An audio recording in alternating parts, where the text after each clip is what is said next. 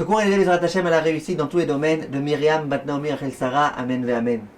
Chers amis, la halakha affirme qu'une souka qui est plus haute que Esrim Ama, environ 10 mètres de hauteur, elle n'est pas cachère. Psoula, ça ne fonctionne pas. Pourquoi?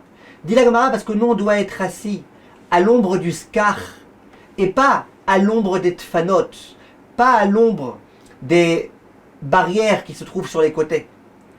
Or, si la souka est trop élevée, eh ben on va être assis à l'ombre non pas du srach, mais à l'ombre des tfanot, des côtés de la souka.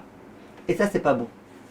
Vient le Aroch Laner, l'un des très grands commentateurs de la Gemara, à la fin de Masechet Souka.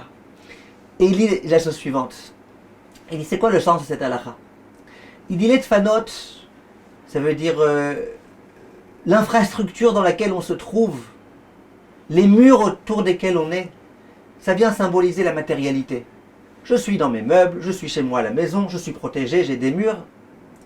Et le ciel, le srach, il vient rappeler à Kadosh Baruch Hu, Hachem qui est en haut, Hachem qui dépasse toutes les limites, Hachem qui est au-delà de la matérialité. La fête de Sukkot, elle vient nous rappeler, et elle doit urgemment nous rappeler, que l'essentiel dans notre vie, c'est pas la matérialité.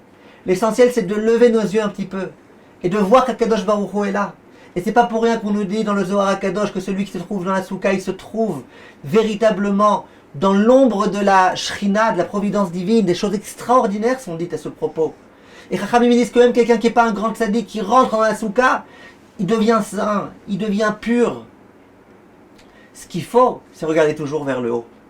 Dit le Aroch Laner, c'est la raison pour laquelle celui qui se trouve dans la Souka, il faut qu'il se trouve à l'ombre du srach, pour se rappeler que c'est l'essentiel, et pas à l'ombre de la matérialité. En d'autres termes, il faut qu'il se rappelle que celui qui l'aidera toute sa vie et qui l'a toujours aidé, et qui va continuer à l'aider, c'est qui? C'est Akadosh Baruch Hu, celui qui est en haut.